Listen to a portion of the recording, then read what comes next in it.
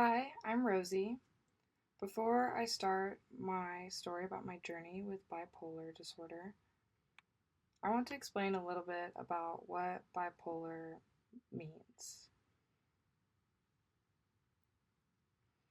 It means that people who don't have stable moods. There is bipolar type 1 and bipolar type 2. Bipolar type 1, you experience episodes.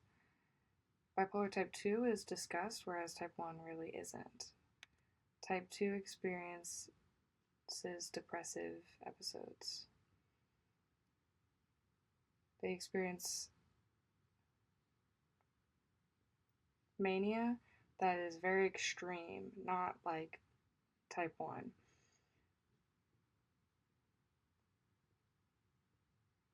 You know someone who's going through that, there's no motivation, no energy. They feel awful, not happy, sad. Mania is the complete opposite. They have high energy, they're talking really fast, they're doing a lot. So type 1, it typically has more mania. Type 2 has both. So a long time ago when I was 14 is when I was first diagnosed. I was diagnosed with manic depressive disorder, which is the old term. Now that means bipolar. When I was diagnosed, I didn't understand what it meant.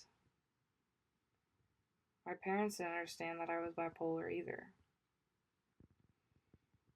Before, when I was diagnosed, there wasn't an internet. I couldn't Google what it was.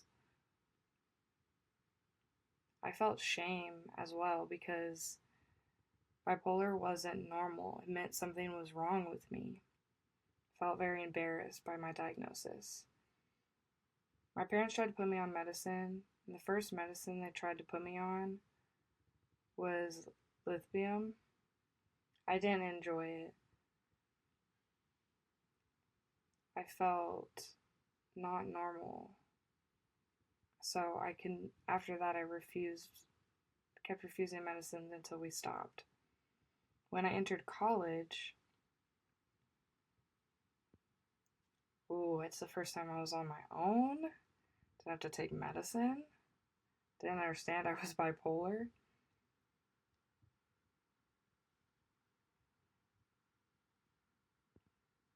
And I survived through college. As life went on, different episodes happened occasionally where it required service and medicine.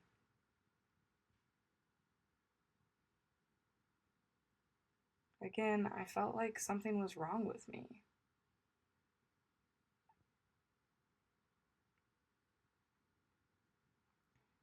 Eventually, I did finally try medicine, and I moved to another state for my job. And I stopped my medicine because the doctor wouldn't refill the medicine after I moved. When I was in this new state, it was hard to find a doctor or a pharmacy that accept my insurance through my work. I called so many different places. So I was off medicine for a whole year. I didn't think it was a big deal, but it was.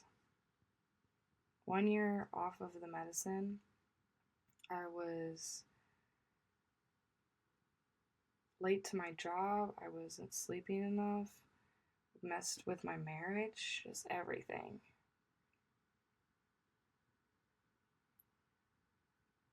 So I needed medicine.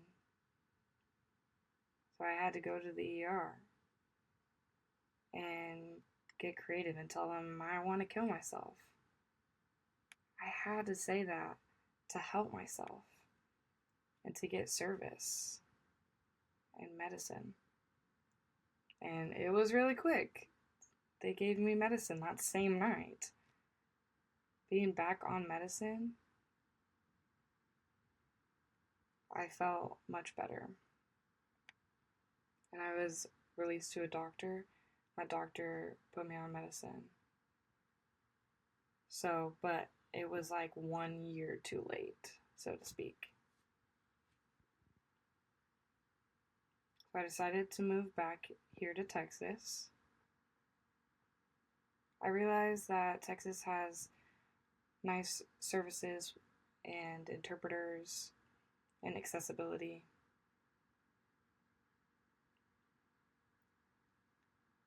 Sometimes there's issues with insurance not being approved.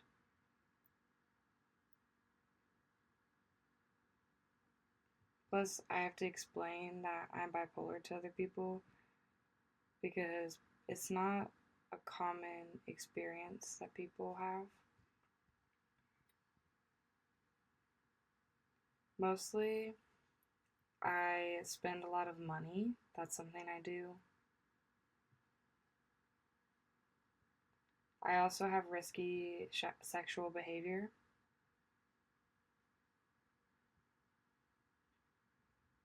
I abuse alcohol and drugs.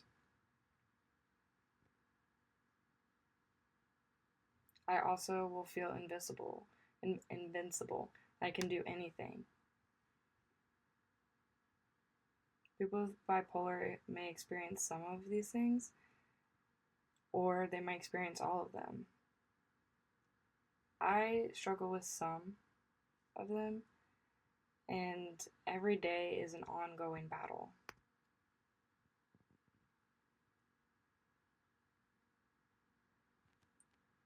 I see people judge or look down on others with bipolar disorder and call them crazy or dangerous, not stable. But really, with the right support and staying on medicine consistently, eating well, sleeping well, not abusing alcohol or drugs, because that can affect the medicine too. Some drugs will conflict with medicine, so that's just a warning, don't do that.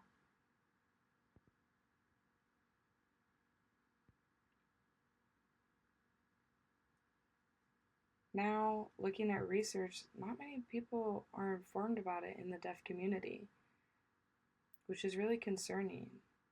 There's no support group. So I joined a hearing support group.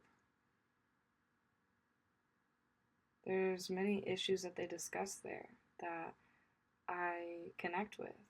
I feel that's who I am. That's something I experience too. Feel understood.